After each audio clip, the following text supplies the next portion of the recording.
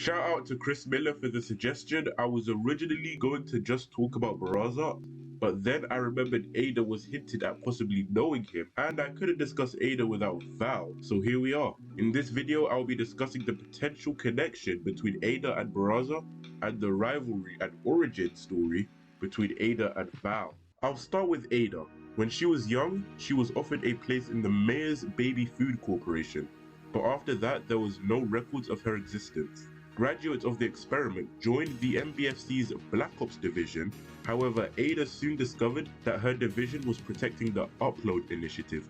Once that happened, records of the mayor's operations were on every newsfeed, and Ada disappeared. Based off of this, we can suggest that Ada didn't like her role when she was working for the MPFC. Perhaps she wanted her skills to be put to good use and thought the mayor's corporation would be a waste of her time, and that's why she left. However, it then goes on to say that in Miami Dome, she founded a group called the Right Wrong Cavaliers and plotted against the mayors and their shadowy governed corps.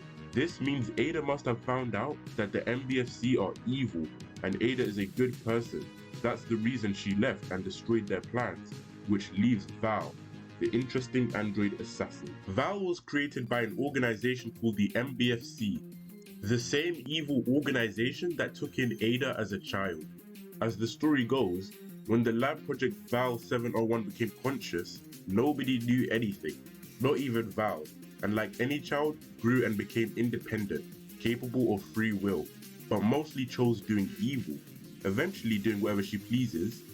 Infiltrated the Right Wrong Cavaliers as a techno ninja bassist.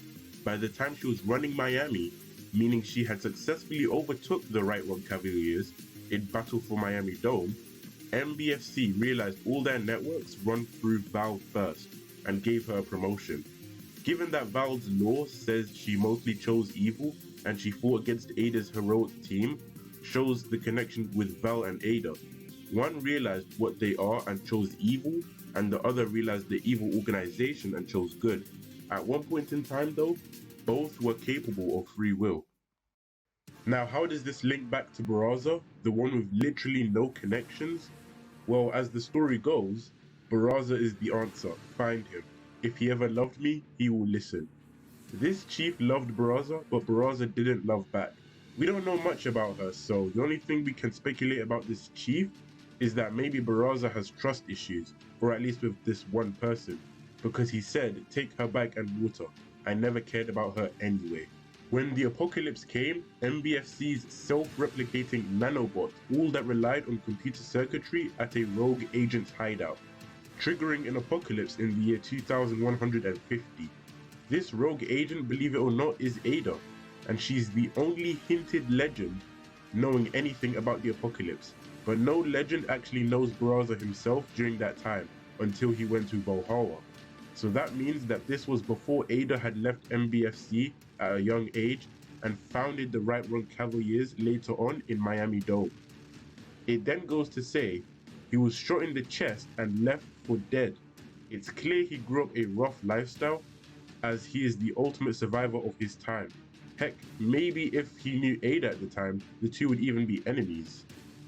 I'd say the reason there's no mention in other lores is because his story takes place a couple years in the future compared to some of the other legends, and he had to survive an entire apocalyptic event since birth, and so that trauma as he grew up could have caused psychological disturbances of even his memory, and perhaps maybe he saw, I don't know, Vector at one point.